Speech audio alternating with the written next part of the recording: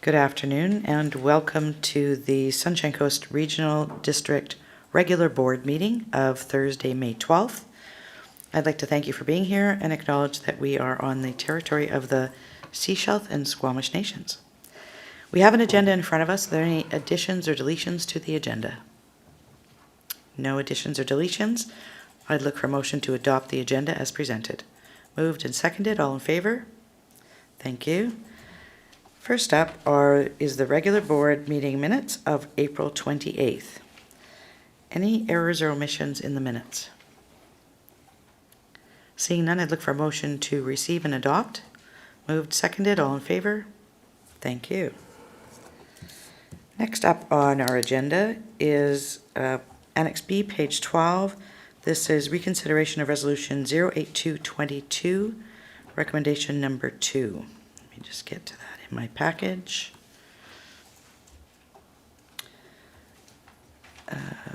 Nope. There we go. So page 12, Annex B. So as we brought forward last meeting, we actually currently have 2 recommendations on the books for staff's to action with regards to the 1220 Lockyer Road property. So we did refer this from the last board meeting to this meeting to look at how we're going to deal with these 2 resolutions. So the first thing I'm going to do is request that this motion be reconsidered. So we're going to reconsider the adoption of resolution 08222 from the March 24th, 2022 regular board meeting. And do I need anybody to second or anything, or are we just, as chair, I'm just bringing it forward for reconsideration? Thank you, Chair. You're bringing it forward for reconsideration. It's now on the floor for discussion, and a vote to reconsider means that it's been abandoned, and then we move on to the outstanding resolution from the April 28th meeting. All right, so the resolution that is on the floor right now that we are looking to reconsider is that the report titled Roberts Creek Official Community Plan Amendment Bylaw 641.13 2021 for 1220 Lockyer Road, consideration of second reading be received for information, and that Roberts Creek Official Community Plan Amendment Bylaw number 641.13 2021 be forwarded to the board for second reading as amended as follows. And it says strike out the purpose of permitting up to 5 recreational vehicles to be used for long-term temporary accommodation and replace with the purpose of permitting up to 4 spaces for the non-transient siting of recreation vehicles used only for long-term residential use, and further the consistency of Roberts Creek Official Community Plan Amendment Bylaw number 641.13 2021 with the SCRD 2022 to 2026 financial plan and 2011 solid waste management plan be considered and reported to the board. So that recommendation is currently on the floor. So directors, any questions, comments? Director Toth? Just a quick one for clarification. The voting on this the voting on this. Voting on this will be rural directors only, electoral area directors only. All right, directors.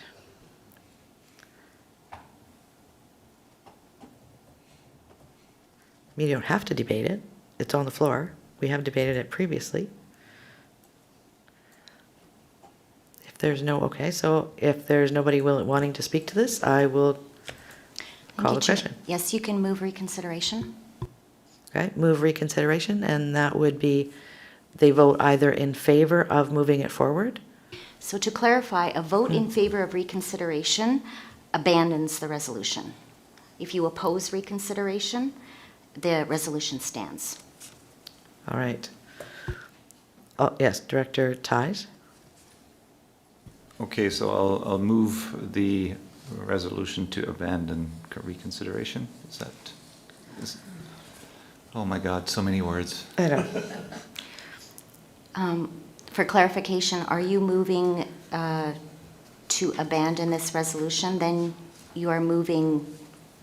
The chair is moving to adopt reconsideration. So that is the Yes. motion on the floor right now. That is what the board is voting on. So if there is a vote in the affirmative on that, then wow. Then that resolution is abandoned. If that vote doesn't pass, then it stands. So the vote is to move reconsideration of this resolution, which will repeal it. Okay, I will move for reconsideration, yes. It's already on the Or floor. I'll second it then, what Okay, you so have moved. Okay. if you vote to approve the motion, let's go backwards. If you vote to defeat the recommendation to proceed to second reading, so that's the motion that's on the floor right now. If you vote to defeat this motion, then this recommendation is repealed and it disappears. Okay, so that's if you vote to defeat it. If you vote to proceed with it, if you vote to approve it, then this goes forward and we go to second reading.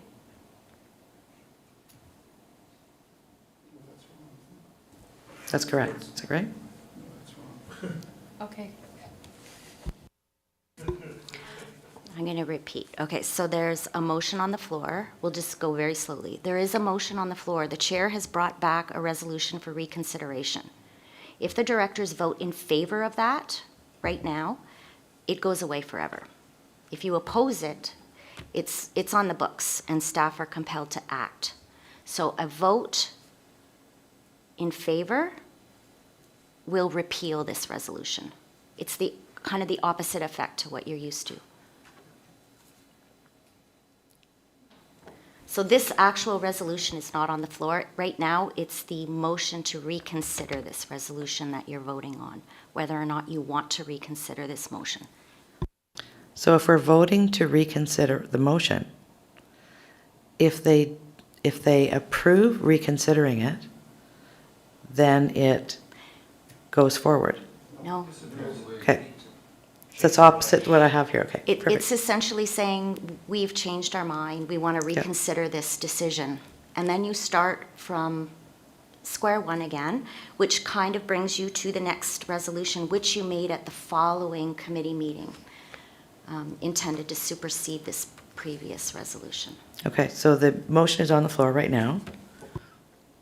Directors, this is electoral areas. Yeah, go ahead, Director Lee. And I'll second the motion.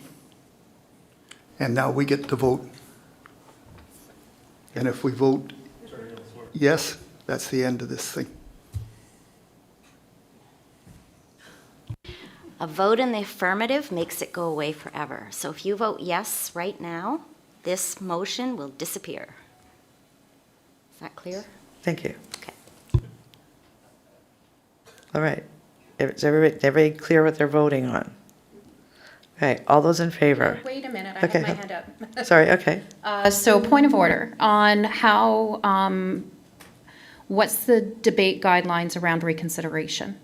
Is there any debate at all on reconsideration? Yes, Yes. Okay, then I'll leave my hand up. okay. Okay, Because I was asking for, does Yeah. anybody have any comments or whatever, and I, that's why I wanted to clarify. yes, go right ahead. I am against reconsideration of this motion. I believe that we do need to follow through on a public process that we've already started. There have been some community members who have weighed in, yet not all community members have had the opportunity as they were waiting for the process to follow through. I understand that this is a complicated issue, exacerbated by multiple issues, by risk, potential risk for the regional district, for other property owners. However, at this time, we are still within a housing crisis on the Sunshine Coast, and I believe that there are far-reaching further implications for this if we choose to not go to second reading. Thanks. Thank you. Any other directors?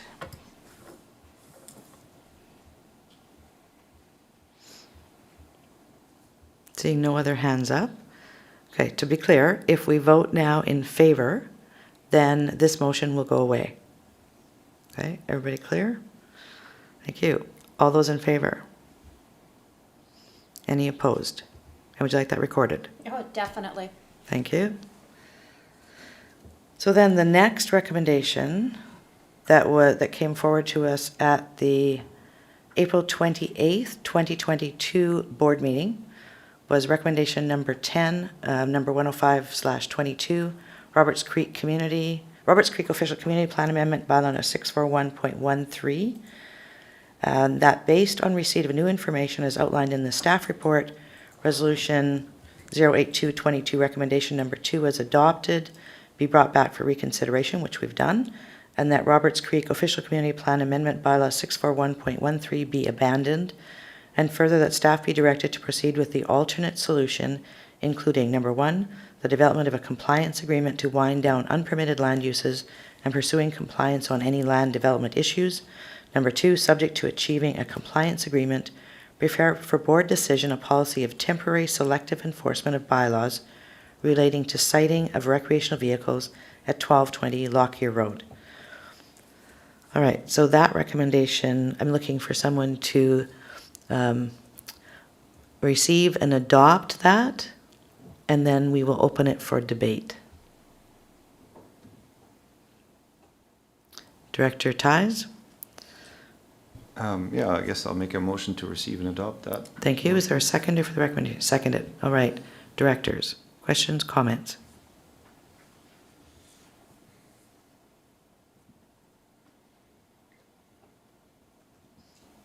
Director Pratt? I think I've said more than enough on how I feel on this, but I will be voting against it. I believe that we should have been moving forward with the with a open public process on this property for various reasons, and it's unfortunate that this is the way that this is all going. I understand the risk. I understand that we have several outstanding issues with the property owner. However, I think at some level government needs to have a heart, and I'm disappointed that this is the way we're going. Thank you. Director Kroll? Thank you, Chair. And Director Pratt, there was an ominous silence there, and I thought I'd beat her to it, getting my hand up. But, and it's unfortunate because the housing crisis is not, it's not just rural areas, it's a Sunshine Coast crisis. And, I feel I don't feel guilty because I supported the motion in Gibsons when a TUP came up and it was actually granted, and then the property owner decided not to follow through with the TUP. So some of the residents that are currently on the property on Lockyer Road are actually people that had to move out of Gibsons because the landowner failed to pick up the TUP. It's one thing to make rules against something, but we're not offering a solution. I've said it before, there are no shovels in the ground to solve this problem. And people are just being booted out of one community, where to next? And is this, Director Pratt mentioned what sort of precedent is being set. We know for a fact there are a lot of people living in recreational vehicles on various sites throughout the Sunshine Coast. And is this going to trigger a domino effect? I think it's unfortunate when you have to make a decision to uphold bylaws and rules and regulations and you're not offering a viable solution. And, as being a resident of the Sunshine Coast, sadly from the municipality of Gibsons and not having a vote on this matter, it's unfortunate. Having spoken on the matter, I was inundated the last time I spoke at board about this property and how I felt about it. But it's, the problem hasn't gone away. It's just going to be kicked down the road. Thank you. Director Ties? Yeah, thank you. And I think I've expressed in my newsletter as best as I could how how I feel about this. I do want to reiterate that I'm absolutely not opposed to enabling people to use RVs as long-term accommodation, and I'm in favor of removing any roadblocks we have to do that. What I am not in favor of in this case are the health and safety concerns, especially around the septic field, that aren't going away. And the track record of the applicant in addressing the multiple concerns and issues raised so far. So it gives me little confidence that any temporary use permit with its numerous stipulations, none of them will be easy or cheap to implement, will be adhered to in action. And that's my main reason here. I don't think that I'd like to kind of put a little bit of a separation between the housing issue and what's going on with this particular property. And I think there's two issues at play here, and my problem is with the approach that this property owner has taken to go about this. And I think there could have been better resolutions that could have come on for everyone, but some of the choices that were made just make it pretty impossible for me to vote in favor of this. And my heart does go out to those who are affected by this, and I do hope that we can find some solutions that work better for everyone, and that where health and safety isn't compromised, and where I also have some confidence that that whatever we implement will actually be adhered to going forward as well. Thanks. Thank you. Director McMahon? Yes, I fully support what Director Tai said. I'm just going to point out that, yes, we have a housing emergency on the Sunshine Coast, and it's extremely frustrating from where we sit at the regional district board table, because we just don't have the tools to deal with it due to the regulatory environment and BC and Canadian laws around various things. I feel like we have a swimming pool that we need to empty, and we've been handed a knife and fork. So this is really an unfortunate situation, and we need help from senior government to come up with some solutions. Thank you. Thank you. Any other questions or comments about the recommendation that's on the floor? Seeing none, I would look for the rural directors to vote on this. All those in favor? Any opposed? And would you like that recorded? Yep. Thank you. Please. Please record that.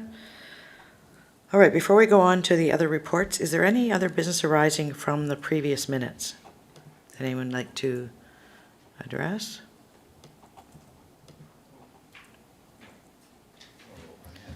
All right, no business arising. I'd look for a motion to receive all the reports and communications. Moved and seconded, all in favor? Thank you. So next up are the Corporate and Administrative Services Committee meeting minutes of April 28th. Recommendations numbers 1 and 2 previously adopted. Are there any of the recommendations directors would like pulled for separate consideration? Seeing none, I'd look for a motion to adopt recommendations 3 through 7. Moved, seconded, all in favor? Thank you. Moving on to number 5, Annex D, Special Corporate and Administrative Services Committee recommendation number 1 of May 5th. First, I have to get there. Annex D. Thank you. All right, I don't think there's any errors or omissions on this one. Would someone like to move it to adopt? Moved, seconded, all in favor. Thank you. Moving on to communications. First one, International Day Against Homophobia and Transphobia, May 17th, 2022. Any questions, comments? Seeing none? I have a question. Question, okay. Director Pratt? Will we be, I've got an echo. Will we be flying the pride flag this June? Yes, we will. I believe it's the transgender flag that we've been requested to fly, which is slightly different than the pride flag. Thank you. And I think that's in our calendars. 'Cause I think there's actually a photo op, I think. I think it's maybe next week or the week after. I don't remember. Because it's for June, right? Month of June. So it's coming up. It's Director this- Kroll? oh, Thank you, Chair. There has been a change in the design of the flag to reflect transgender. So I would probably question, do we in fact have a flag? Because the last flag that was flown here, I donated, and it was the traditional pride flag. So is there Yes. money in the budget to buy a new flag? Or are you looking for a donation? Well, thank you for the question. We would gratefully accept a donation of a flag if there is one, but we are actually in the process of sourcing one, so we may have already procured one. I would have to check with the CAO's office to see the status of that. Can you let me know, please? I will, thank you. We have ordered the new flag. Yeah, our CAO just commented. Thank you. And we hope it comes on time, yes. All right, next piece of correspondence is from Carrie-Ann Polson, Deputy Corporate Officer for the District of Sechelt. And this is a follow-up to the Sunshine Coast Child Care Action Plan, which the Sunshine Coast Regional District was a member of. And one of the recommendations is to create a joint child care council and inviting the SCRD to appoint representative on behalf of the SCRD to that council. So is there anybody here? Director McMahon? What does the Joint Child Care Council do? They don't actually operate any of the child care centers, do they? So No, they don't. What is it? What they're looking to do is actually have oversight over the action plan that was put in place to ensure that basically they hold the government's feet to the fire and move the actions forward. Recognizing that we need something like 500 spaces in the next few years, how do we get there? So it's just keeping it front and center of the minds of the governments to make sure that we action this. Director Kroll? Thank you, Chair. I believe you were also at a meeting that I attended where the chair of Cap College was talking about courses they offered, one of them being childcare.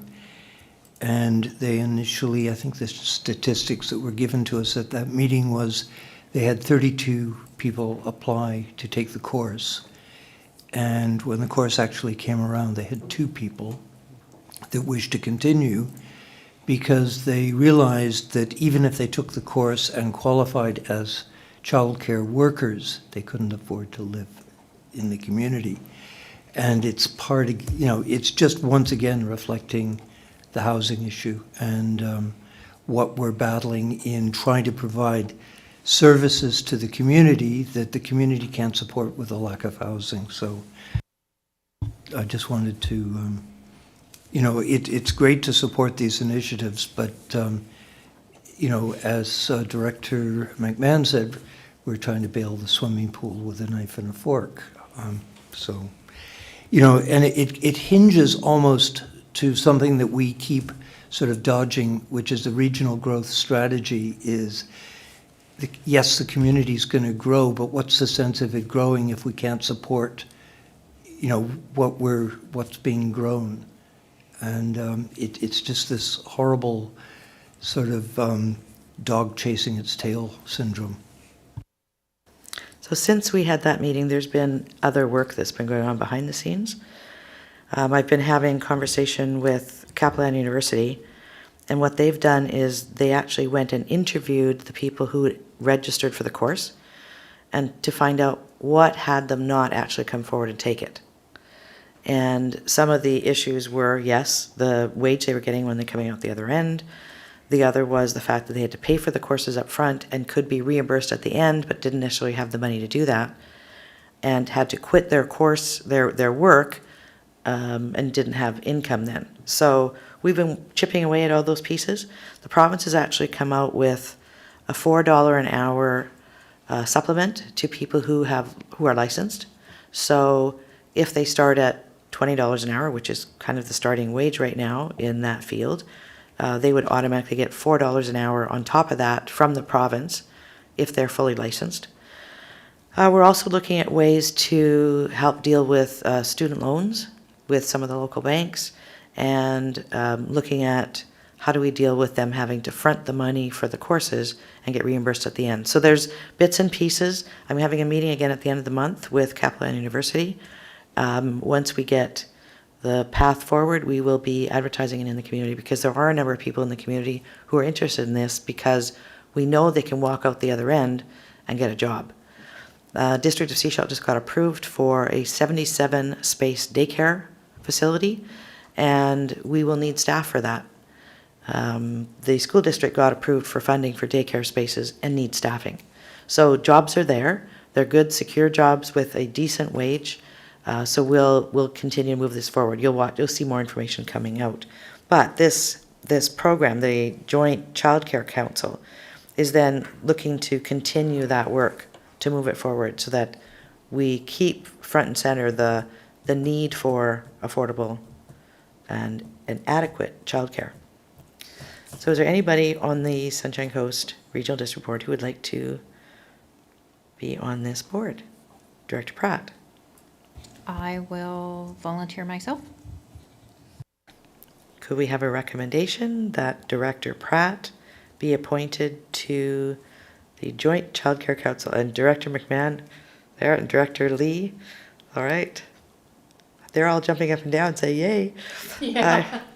All those in favor? Thank you.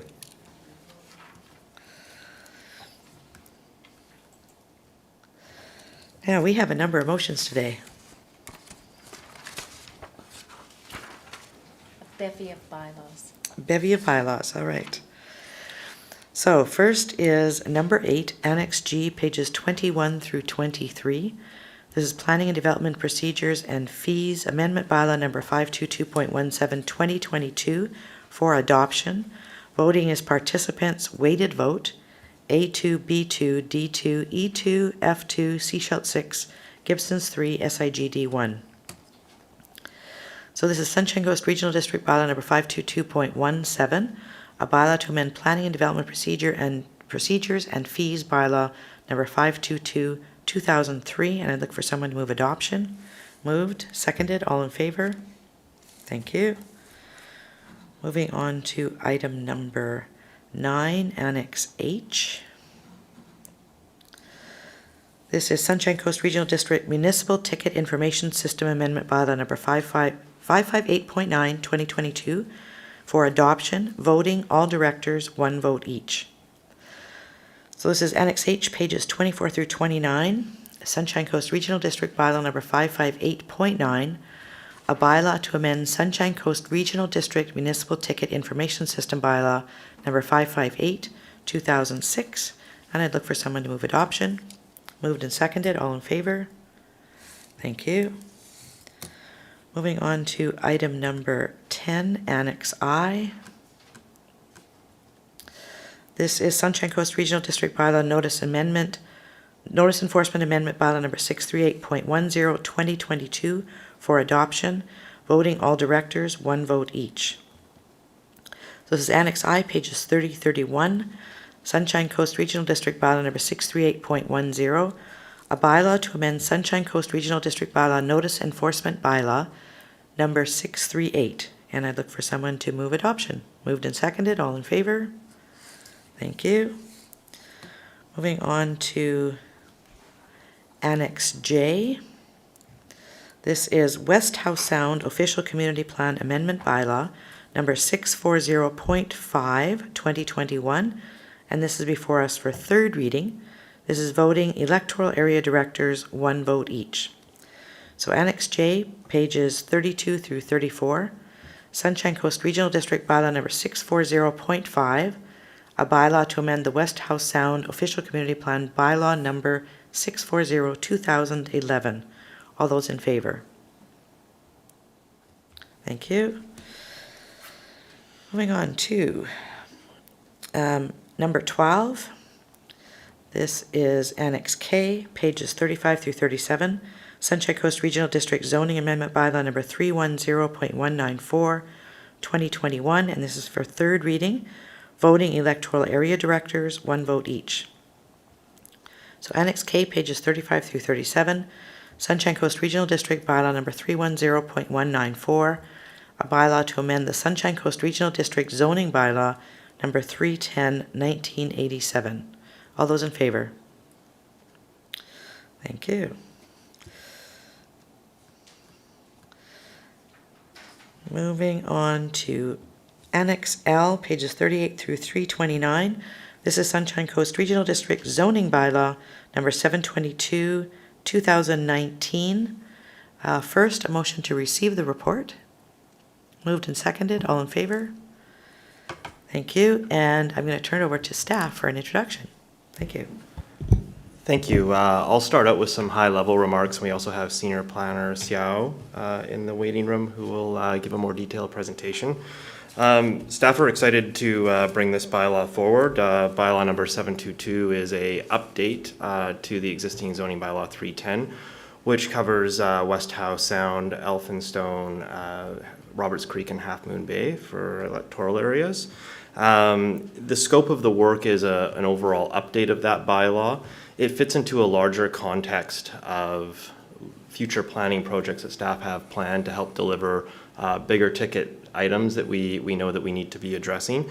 Within this bylaw, though, some of the things that we have seek to address are updates to user friendliness, consistency with regulation, ensuring that there's clarity in terms of how things are worded and things like this, and we've done quite a bit of legal review on that end of things.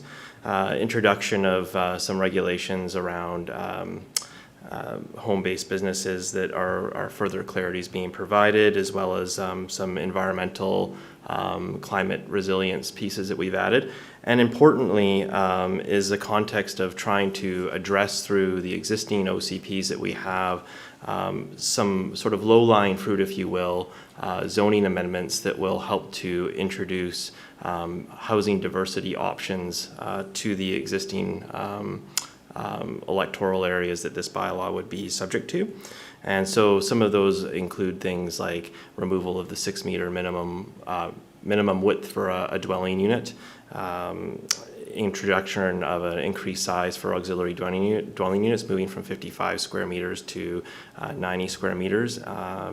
Also introduction of secondary suites, and a few other things that I will turn over to Senior Planner Xiao to help to further elucidate on. And I should also mention that bringing forward this bylaw for first reading, this is really the first opportunity for the public to see it. So what staff are going to be asking for today is first reading, which will lead to public requests for public information meetings to be held and referral to agencies and advisory planning commissions. And Senior Planner Xiao is here. Turn it over to you, Lee. Thank you. Okay, thank you, Jonathan. So I really don't have too much to add onto it. So basically, this report presents the zoning bylaw 722 to the board for the formal consideration of first reading. So basically, the bylaw brings forward a number of key changes to address urgent community needs and concerns in advance of a more comprehensive future bylaw. So it also provides clarity on regulations related to home-based business, residential agricultural, climate change, short-term rental, cannabis production, and retails. And we also have an updated, done some technical housekeeping and work to make the bylaw more user-friendly. As Jonathan mentioned, some of the highlights of the bylaws, including providing some measures to immediately address housing diversity and options, such as the provision of secondary suites, increasing the auxiliary dwelling size, and removing the 6-meter building width requirement. So based on this, so staff recommend that the bylaw proceed to first reading and to be followed by a public information meeting and referral to advisory planning commissions and agencies for comments. Thank you. Thank you. Directors, any questions or comments? Director McMahon? Oh, I have tons of questions, but I think, I'm interested in how we're going to roll this out. There was some discussion of having a joint APC meeting for all the APCs to get a presentation at once. Is that happening, and when?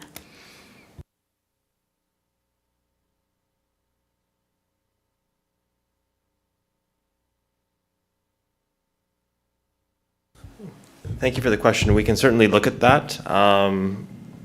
The intent of this would be, though, at this time for all the APC groups to see it. We can certainly take a look at how we bring it forward in terms of how we ensure that they all have the same consistent sort of messaging and information given to them, and that the decisions are very clear to them all.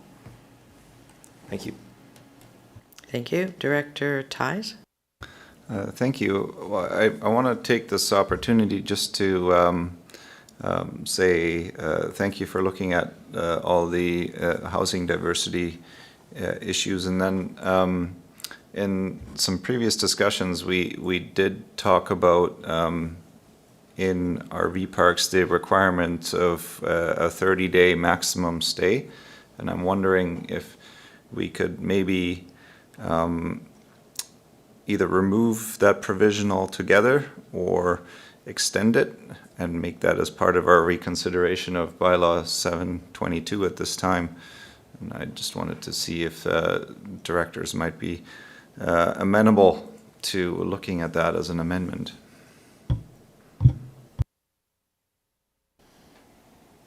Did staff want to address that now, or? Sure, thanks. So as part of giving the bylaw first reading, it's really getting it out there into the public realm and giving that opportunity for input to come in on that. And so certainly through the public information meeting process and continued work with the board and the public and our advisory committees and also referral agencies, we can certainly look at really anything in here at this time. It's up for discussion and tweaking as we sort of go through that public process and figure out sort of where the dial really needs to be at. Thank you. So I think following up from Director Ties' comment then, that might be something that staff would like to take away and have as part of that consultation with the community, right? So currently it says 30 days. What is the community feedback on that, so that can feed back into the bylaw? Thank you. Director McMahon? Yeah, I high community interest in this, obviously, and we need to move it forward, even if it's not perfect, because it's not carved in stone and we can amend it as we go. The material for the public, will that outline what's changed between the old version and the new version? And will there be sort of a Rosetta Stone? Like, I suffer because our whole area was laid out in acres, and I'm now having to try and convert to square meters, and I don't do that well. So if there's material that you can present that will help people to navigate this, that would be great. Thank you. Thank you. Staff will take a look at how we present it, and we are working on a corporate communications plan to ensure that the information that we're sort of giving out to the public is digestible.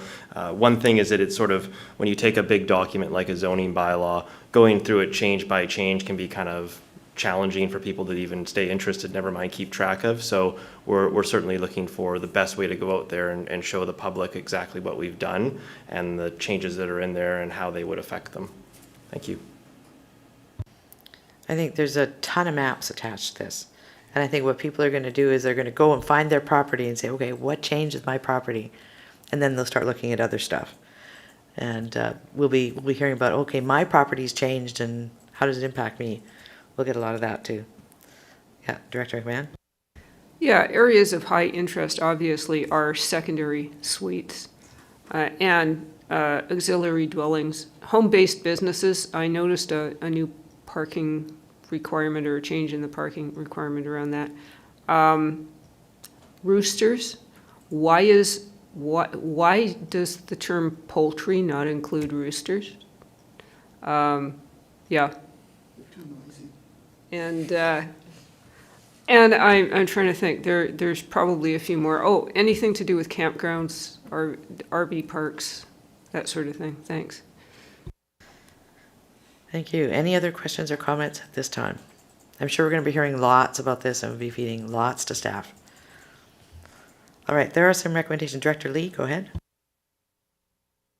I was just checking if Area A is allowed to vote on this. It's not, the bylaw isn't for Area A. Thank you for the question. As part of the rural planning function, you do get a vote. Oh, good. Just be careful when 737 or 337 comes back up. All right, on page 38, there are a few recommendations. This is voting electoral area directors, 1 vote each. Would someone like to make the recommendations, if you choose, on page, Director Hills? I'll make the recommendations as presented on page 38. Thank you. Is there a seconder for the recommendations? Seconded. All those in favor? Thank you. So we're going to move to the actual bylaw, if I can find, hang on, let me find it in my package here. I don't want to go page by page, no. Map by map.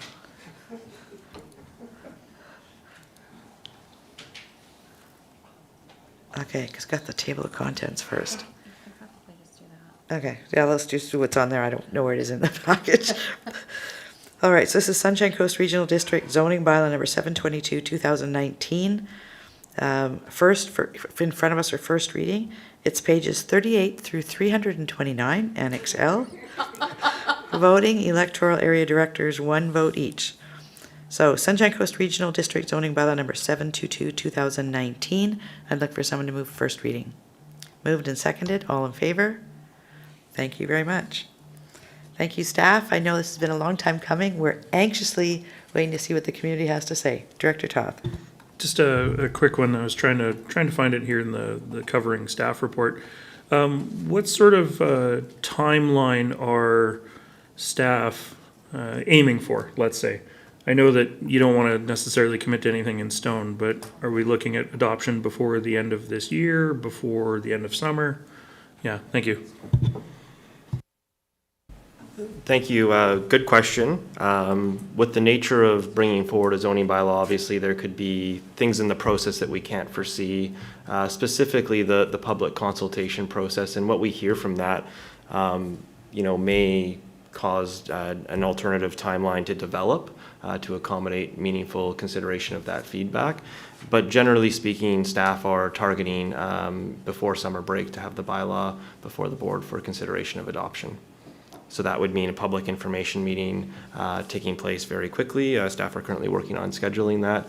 And then coming out of that would be going through the motions to get to second reading and referral to a public hearing. Thank you. Thank you. Any other questions before we move into director's reports? Can I check on that first? Sure. Okay. Do you want me to ask? Sure, go ahead. Just a question. It's called bylaw 722 2019. We're in 2022. Is it that because that's when the process was started? Or did we really go back 3 years in time? If so, I want never mind. So at the time, the planner had requested the bylaw. We have a bylaw register, and that's when it was entered into the register. So hence 2019. So it's clerical. That's interesting. Okay. Mm-hmm. And wow, that's a lot of work. A lot of time. Thank you. Thank you. Director Lee, are you ready with your director's report? All right, let's start on this end of the table then. Then we'll make our way down the table. Director Lee, over to you.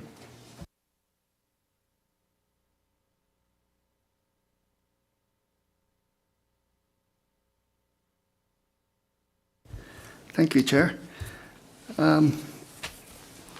This week, actually yesterday, I attended Egmont Community Club event where I attended with the Parks Planning and Community Development person, Jessica, and we run over the Egmont Community Club's desire to assist with the upkeep and maintenance of the park in Egmont, which I think we probably will accept because, heck, anything that helps is good. But I just wanted to thank Parks for attending and for very helpful comments there. It was absolutely great. They also, just so everybody knows, they're proposing a waterfront boardwalk from the store down past the community club and to the head of the little secret bay. Hopefully they can go ahead with that. That'll be real cool. I'd like to see a waterfront boardwalk developed before the waterfront's all locked up with private property and you can't build them. You'd end up like Pender Harbor where you just can't. You can hardly get to the water. So this would actually highlight the water for them, and it would connect to Dorston, so you could have a little bit of a. You could be out at the Skook and wander over to the store. Be real cool. And Jessica was saying when she was living in Pender Harbor before she moved to Seashelt, she'd actually been to a dance in the hall. It was kind of a by the way. She said it was great fun. The Egmont community. I don't know if everybody's been there, but they can have some pretty good down-home events there. It was fun. I'm actually taking an oil-based art course. It's 2 hours for 2 times a week. And the reason I'm mentioning that, it just amazes me how little spare time we as directors have. It's so darn hard just to find a couple hours in a week for yourself during the day. And you really have to force it to make it happen. And you end up working late at night after because you do it. There's for the people that are familiar with the Pender Harbor area, there's an old road that Garden Bay Road was straightened and raised just at Rusen's Farm is what everybody calls it. It's the only straight stretch on Garden Bay Road. People started putting RVs on the side there where the right-of-way had been abandoned. And then there was one, nobody said much. Then there got to be a second one, and it started to spread all over the place. And then all of a sudden, 2 more popped up. I'm getting 3 or 4 calls a day on it. And if I'm out in the public, I get accosted. So the residents have been encouraging Modi to take action, and Modi is actually are going to address it. So it's going to take some time, but they do have an active file, and they said this one is quite unique. It's not just the fact that they are on the side of the road, but they are on the side of the road, and it's very apparent. But they're also right up against a fish-bearing creek with no amenities at all. So it's the conservation officer, everybody is not exactly in favor of it. So, and we had a public information meeting for, I mentioned that we were going to have it, so I did attend it. And that's for those 65 lots on Lee Road up on Saginaw Ridge. It's called Veranda Ridge. They're 2.5 acre lots. It was, I guess, kind of how not to have a public information meeting, or maybe it's you need to set the expectations of the people and police it really close. Now, staff attended and they did a great job. They explained what it's supposed to be, and how it's supposed to work, but then, of course, then it's turned over to the proponents. And the proponent needs to remind people that it's an information meeting. The decisions aren't being made. And so we ended up with people talking about that you can't take more water out of Hotel Lake. The water's coming from Garden Bay Lake, you know, and they wouldn't get off that subject. And they wouldn't get off the fact that the end of the road goes into Saginaw Lake, and they don't want more people down there launching boats. You know, it's nothing to do with the proponent. And those kind of things are, I guess, the next stage when it comes to us. And the reason I mention that is because I attended the one in Area B, and it was well run and well facilitated, and that one really was how to do it. And it was really not the information that you were providing, because the presenters were providing excellent information on the Saginaw, and they had excellent answers to the questions. But it was how to keep the questions moving, because special interest groups will start taking stuff over and keep asking the same question again and again and again, only in different ways. And you need to be able to move past that. So that was a takeaway for me. Anyways, it was good, and it was respectful, and I kind of enjoyed it. So that's it for me. Thank you. Director Ties? Thank you. I'll keep it brief. The WASAC meeting on the 2nd was actually postponed to the 16th. So if anybody's still interested in attending WASAC, it'll be on the 16th. And other news, yeah, I've decided not to run again. You've probably read it in my newsletter. It's been a difficult decision for me to come to, because I've really enjoyed a lot of things about this, especially the collegial and respectful atmosphere around the board table, and the support that staff has given us, as well as the support I've received from fellow board members. So I certainly am not against running in the future. I just have this cliche excuse that you hear all the time, that you just want to spend more time with your family. And but yeah, my daughter's in a time that I feel is important for me to spend some time with her before she doesn't want to have anything to do with me anymore, which will probably be 4 years from now, so or earlier. And yeah. I just wanted to say thank you again to everyone, and I do hope that I can have a role in finding and mentoring somebody that is willing to step into the job for Area D. Thank you. Thank you. Director McMahon? Thank you. April 29th, I attended the Howe Sound Forum, and I'm going to leave Director Hiltz to report on that. The only thing that I learned of particular interest just to me, as a regional district, we only have 2 neighboring regional districts, right? SLRD and Cathet. SLRD has 5 neighboring regional districts, which just was like, oh, okay, that's more complicated. Just what all of us need is more complications in life.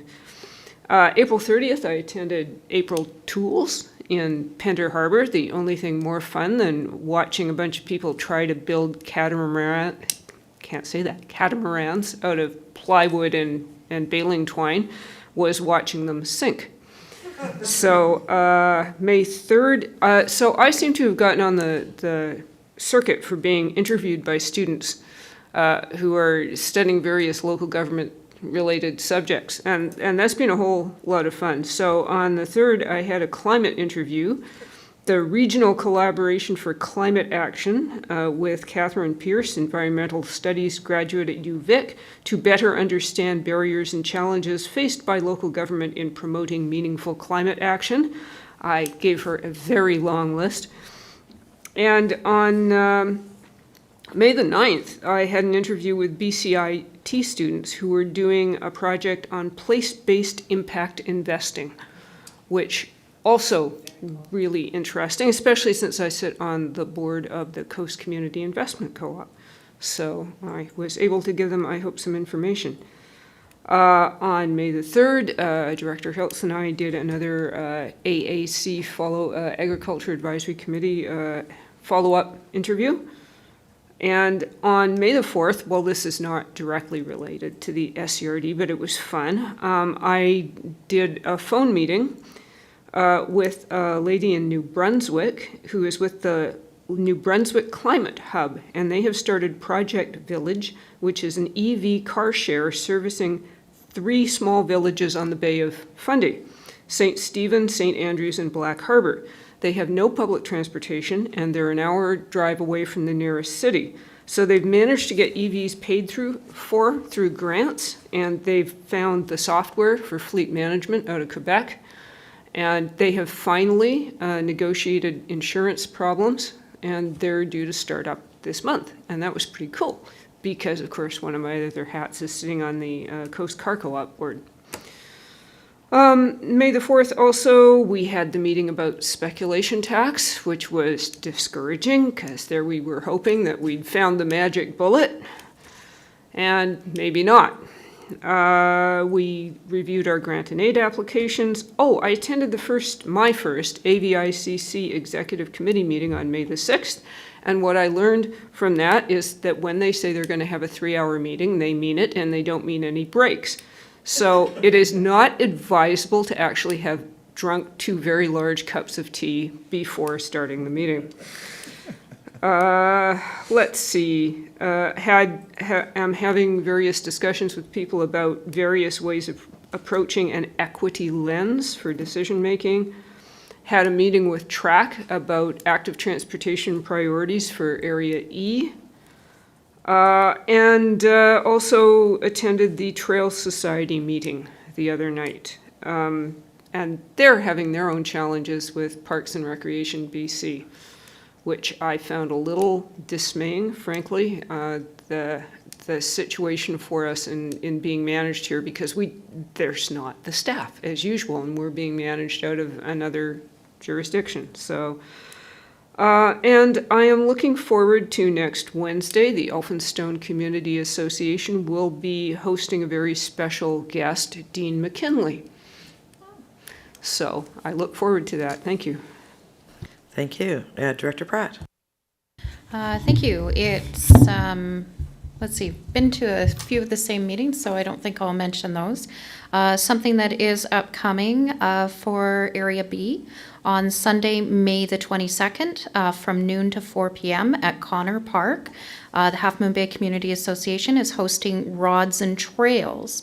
So it's going to be a car show and trail runs. So everybody's invited to come out. There's going to be a 2K kids race as well as an 8K trail race, and costumes are encouraged. So, and there will be prizes for the best costumes.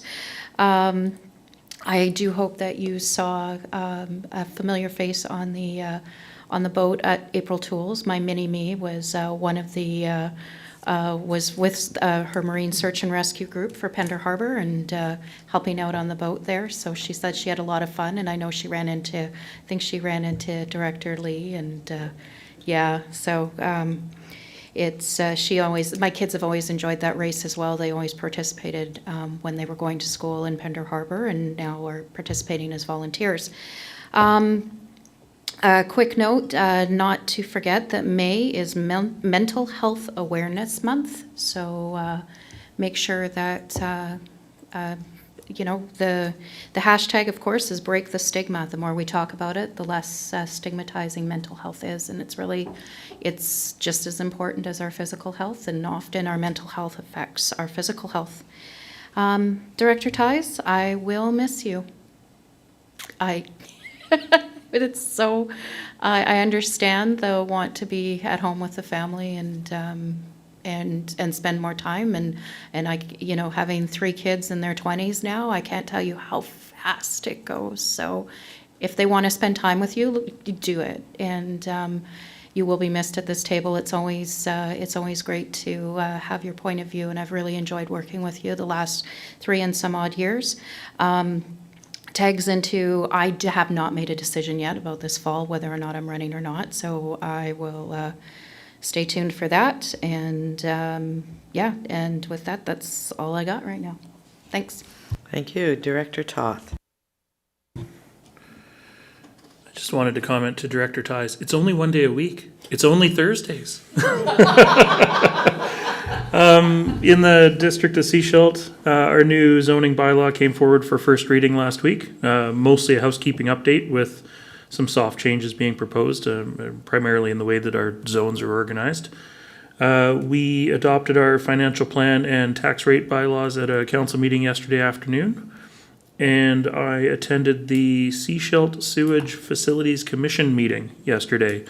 It's the first meeting of that commission in 8 years. Moving forward, we're going to be sort of a hybrid meeting format so people can log in and watch. And we're also going to stream to YouTube so people can catch it later. That's 2 representatives from the District of Seashelt, myself and Councillor Lamb or Councillor McLean. We'll see how it shapes up. And 2 from the Seashelt Nation, which is Jesse Waldorf, their operations manager of infrastructure, something barely short enough to fit on a name tag, and Councillor Elvina Paul. So yeah, that's really all I have to report this week. Thanks. Thank you. Director Kroll. Sorry. Sick blank. Director Kroll. It's quite all right. Thank you, Chair. And listening to Director McMahon, I gather she's not going to be signing up for an oil painting course. I haven't been as busy as, well, yes and no. I too attended the House Sound Forum, and it was really nice. It was the sort of first time in a long time I'd been off the coast. You know, I think it was the first time in almost a year I'd traveled on BC ferries, so, you know, I felt like a newbie. And it was great to, you know, go to a meeting where you could actually see someone larger than a postage stamp, which, you know, again, I felt, my God, it was a bit of a new experience. Sadly, we missed the golf cart tour of Furry Creek Golf Course. We were racing to get to the ferry, and guess what? The ferry was only 40 minutes late. We could have done the tour. But anyway, it was a great forum. I'm quite sure Director Hiltz will have lots to report, but it was really interesting to hear what's happening in other communities. I was green with envy when Mayor Elliott of Squamish announced the shovels in the ground they have with respect to housing. And then when I expressed my feelings to her, she said, "Don't get too excited about it. It only took us 8 years." So, yeah, it's again that frustration of how long things take. On the 5th of May, I did the local government show with Mayor Seegers and Director McMahon, which is, it's a fun show to do, and I hope the community has as much fun listening to us as, you know, doing this show, because it does give you an opportunity to sort of express some of the things that we're trying to do and the frustrations of not being able to do them, or not, having so many things put in our path that we can't do them in the timely manner we'd like to do them. On the same day, the town of Gibsons held their Well 6 community meeting. The pump house and infrastructure for Well 6 met with some community opposition, and through a series of meetings, actually most of them in the pouring rain, we managed to address the concerns of the residents, and in some redesign and working with the suppliers, hopefully that project, it's gone out for the archaeological investigation to proceed on the site, and hopefully the infrastructure will be in place such that it will meet additional water demands in the community. It's not really that we need the water right now, but what it does provide is redundancy in the system. That one well alone matches the capacity of all our other wells combined. So it is a great asset to have in the community. Sorry to gloat about having water, as Director Seegers takes a sip. I noticed in Pender, I think it was in Pender Harbor this past weekend, Charlotte Diamond appeared. And I talked to a couple of people who'd hoped to get, well, one person who did get up there. Years ago, I had the opportunity of working with her. We did a half-hour show called Diamonds and Dragons based on one of her albums. And has a huge fan with the youth crowd, so it was nice to see that she's still around and doing great work. I had a meeting, well, we're having a continuing meeting with the Suzuki Foundation, who are now on board with Healing Forest. And so I'm working with Michelle Lewis. We're going to be sort of coming up with a master plan on that. I also had a meeting, and it's to be an expanded meeting with BC Tourism with respect to the 50th anniversary of Beachcombers first airing on October 1st in 1971. So doesn't time fly when you're having fun? And during our lunch break today, I had a meeting with BC Housing on just needs in the community for other forms of housing, some support for people who are in supportive housing, and just some of the issues around transparency on how people get into supportive housing. That EV project that Director McMahon was talking about sounds exciting. I reached out to Car2Go when they got rid of their battery Car2Gos to see if we could acquire some in Gibsons just to be used on the circuit front between the lower village and the upper village. And sadly, they'd already disposed of them. They weren't available, but sounds like a great project. And that's about it from Gibsons for today. Thank you. Director Hiltz. Thanks, Chair. I guess I'll start at the Howe Sound Community Forum. So I want to thank Director McMahon. She was our transportation coordinator, and she successfully took 3 regional district directors and 1 former regional district director in a car and got them there and brought them back. So we really appreciate you taking us. In a moto car. In a moto car, share. yes. And it was held at the Fairy Creek Golf Course. MC was Ruth Simons, and if you've ever been to a Ruth Simons meeting, she keeps it on time. She's got a drum, and they're very fast-paced, packed forums. And it was hybrid, so I believe Chair Seegers, I saw your name flash briefly, so I don't know what I have heard that the meeting owl is not necessarily a great hybrid format, so I don't know what your experience was with the hybrid. It actually was pretty good. We're good. Yeah, Okay. it moved around and I don't know who managed it, but as they were talking about people, for example, like introductions, it would move around. I could see the people. Okay. Kind of like the one we have in the Cedar Room, similar to that. It's called a meeting owl. Yeah. Yeah. It wasn't actually too okay. bad. Okay. So it was, Yeah. I was there till noon. Yeah. I think altogether is about 30 electeds and there's a large component of observers. That's various NGOs. There's probably about 60 people from the Sea to Sky. It's hosted by Squamish Lillooet Regional District, and Chair Tony Rainbow did an introduction. He was ill at the time, so he came in virtually. Lots of updates. So the forums are an electronic source is hosted on the Alcatsum Howe Sound Biosphere. There's a separate site there that you can go in and see the different presentations, participant list, this type of thing. So it's a nice archive of, since I think about 2013, it goes back to. Just a couple of highlights. In the Sea to Sky corridor, the use of recreational lands, particularly provincial lands, has been an issue for over a couple of years. So Destination BC did sort of a program to going, how can we manage these lands? Because the public has been putting an extraordinary level of use on the land, and it's suffering. So they have a program, they're calling it Loving to Death. It's going to be a campaign to explain to people how to get out into the outdoors and not love it to death. And one of the things that was determined in the leading up to coming up with a plan was that it's the locals who are probably the worst at managing their land. Visitors are often chaperoned and take good quite care of the land, so it's the locals who they have to target to say who might feel a little bit more entitled to how they use and abuse the land. So that was an interesting piece.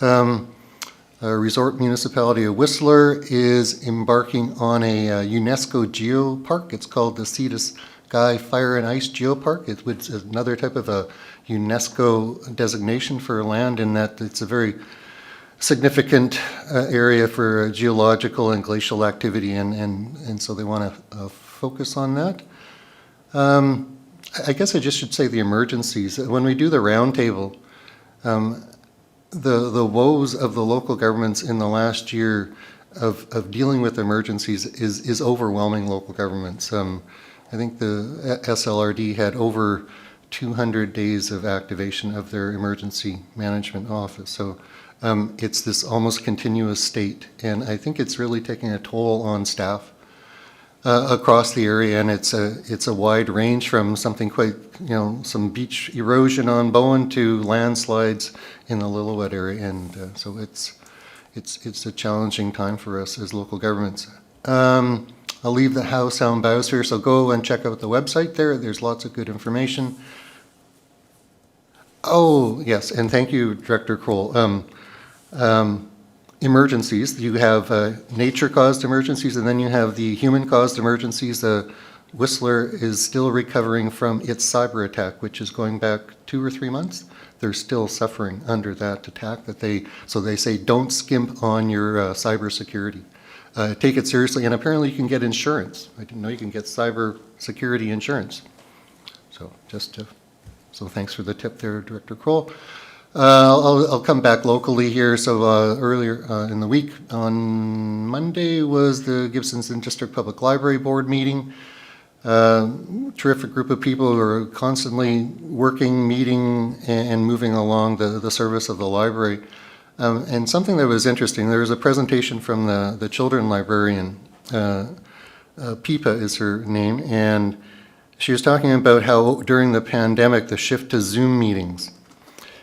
And one of the things that they found was that the Zoom meetings can attract people outside your area if there's a particular author. So the author will send out that they're going to be on this particular site, and so they're drawing people outside of the area. So they're going to try to, again, to refocus on the in-person to deliver services to the people who are in the taxation or who are our service area. So it was interesting just to see how Zoom can both let us know what's going on in far places, but we also don't necessarily serve the people who are paying for the bills here. So that was something interesting. I'll stop there. Thanks. Thank you. I'll mention a few things. Some of them have already been mentioned. I attended the Sunshine Coast Hospice premiere viewing of Living with Dying. So well done. 2 local people did the video. They incorporated images and music, Sunshine Coast.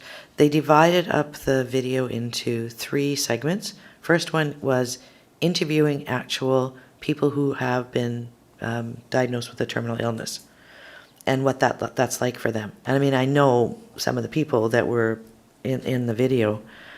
So that was the first segment. Second segment was interviews with caregivers. So what's it like being the caregiver for this person?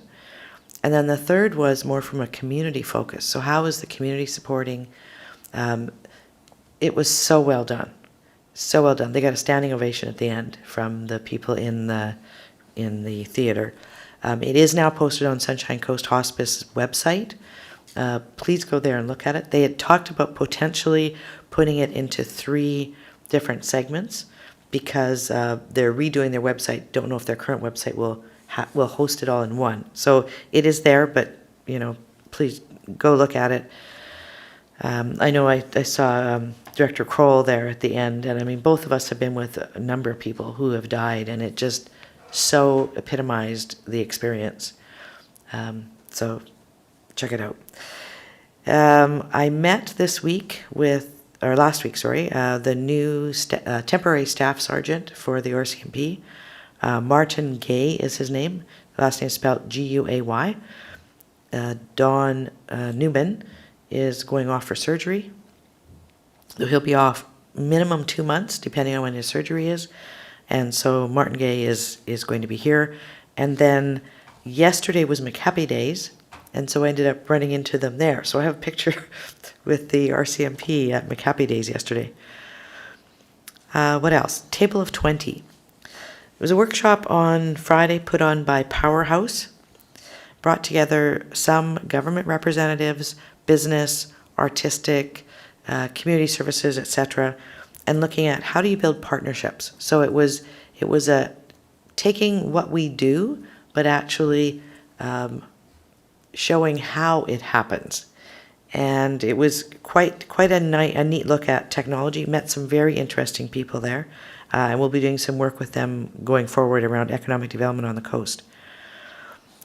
Then yesterday I spent a couple of hours with public safety, RCMP, and Union of BC Municipalities discussing the retroactive salary increase costs. So over the years, the RCMP have not had a contract since 2016, have now settled their contract. So there's retroactive pay.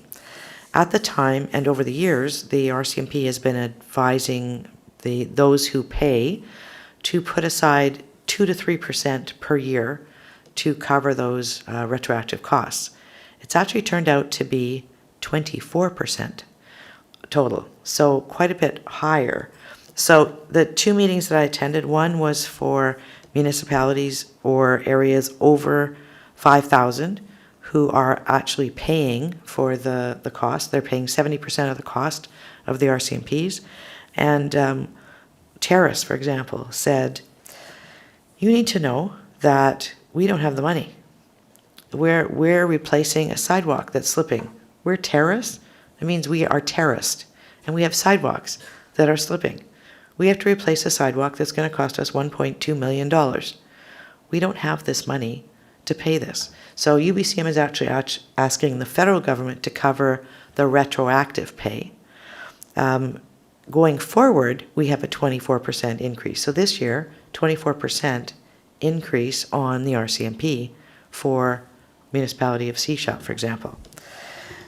The second meeting I went to was for communities under 5,000.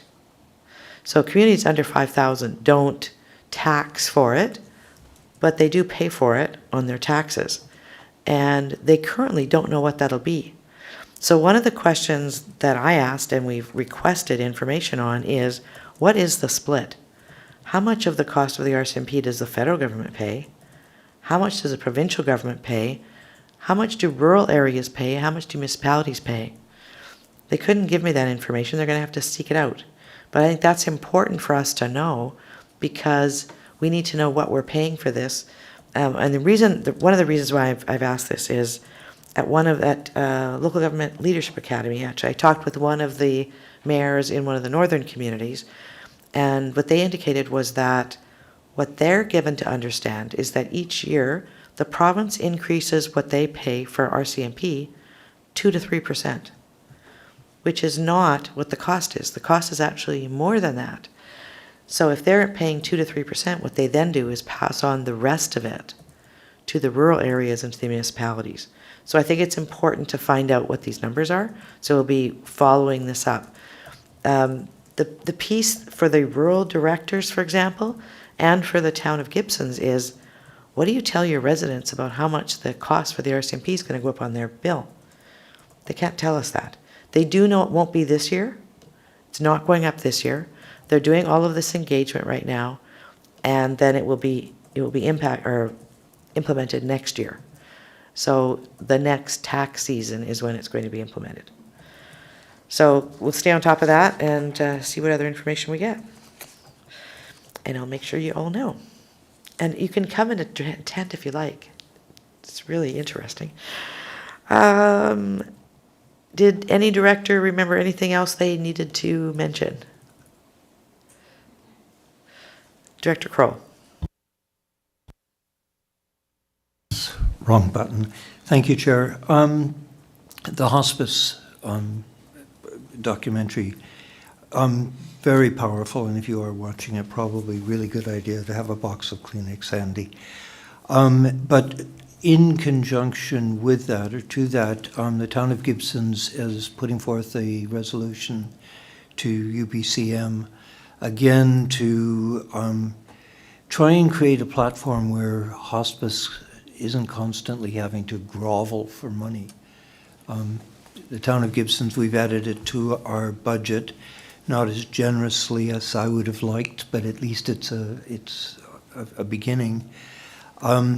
Also, just a word of mention, hospice has a online program right now called Hike for Hospice.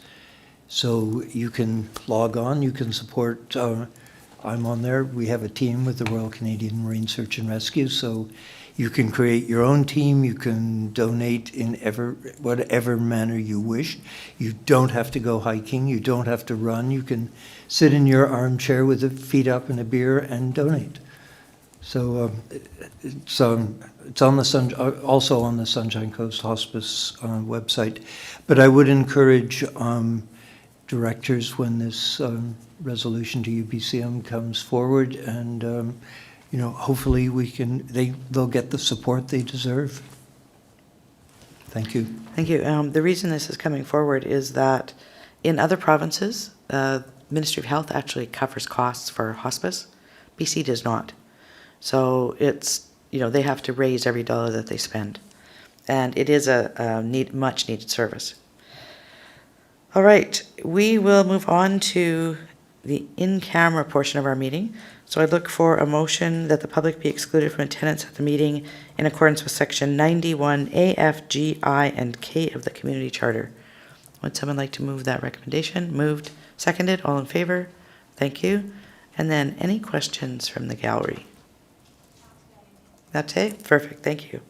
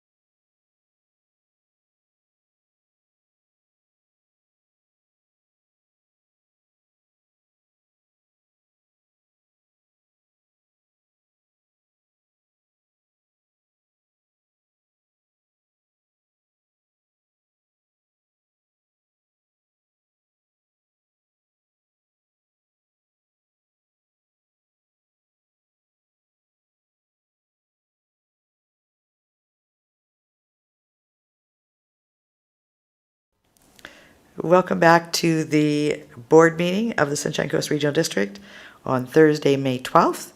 And we are looking for a motion to adjourn the meeting. Moved, seconded, all in favor? Thank you. Thank you, Bryce. Thank you, Sherry.